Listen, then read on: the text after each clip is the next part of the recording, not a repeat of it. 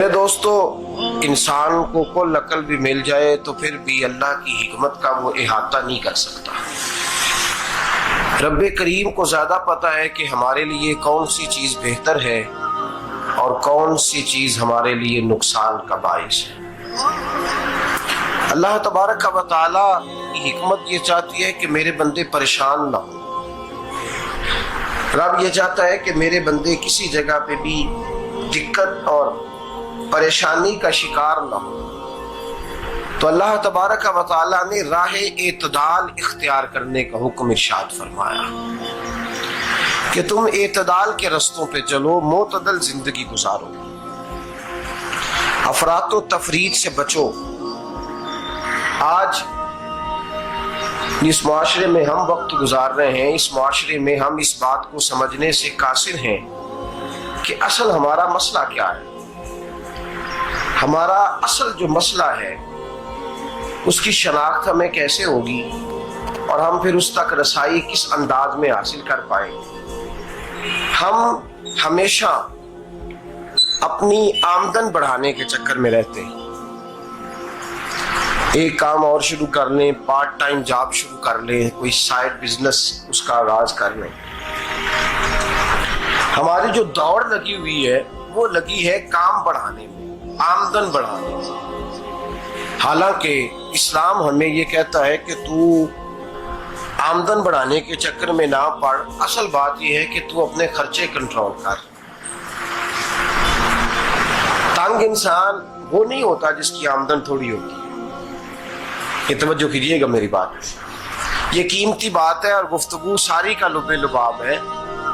تنگ بندہ وہ نہیں ہوتا جس کی آمدن تھوڑی ہوتی ہے، اصل پریشان وہ ہوتا ہے جس کے خرچے زیادہ ہوتے ہیں۔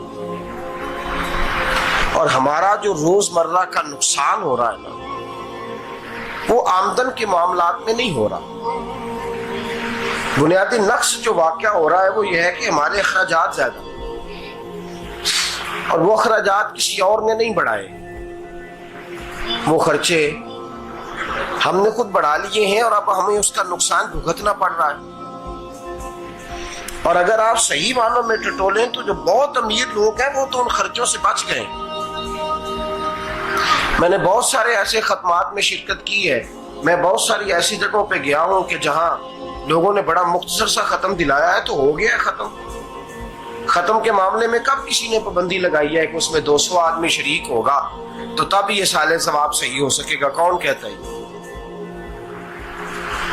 یا شادی کے موقع پر اگر سارے بہن بھائیوں کو نہ بلایا گیا تو میری شادی پایہ تکمیل تک نہیں پہنچے گی، اس میں برکت نہیں ہوگی، یہ کس نے فتویٰ دیا ہے؟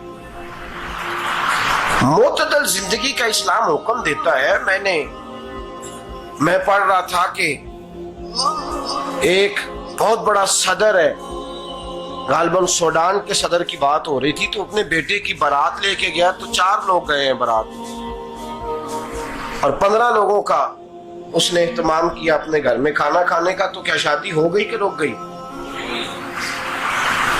تو بھائی راگ الاپنا اس بات کا کہ بڑی پریشانی ہے، کوئی سائیڈ بزنس شروع کیا جائے فلان جگہ فلان جگہ فلان جگہ، تو اصل معاملہ یہ ہے کہ پہلے ایک بندہ کماتا ہے تو پھر بھی گھر ہی چلتا ہے، پھر بڑا بیٹا ساتھ شامل ہوتا ہے تو پھر بھی گھر ہی چلتا ہے، پھر منجلا بیٹا شامل ہوتا ہے تو پھر بھی گھر ہی چلتا ہے۔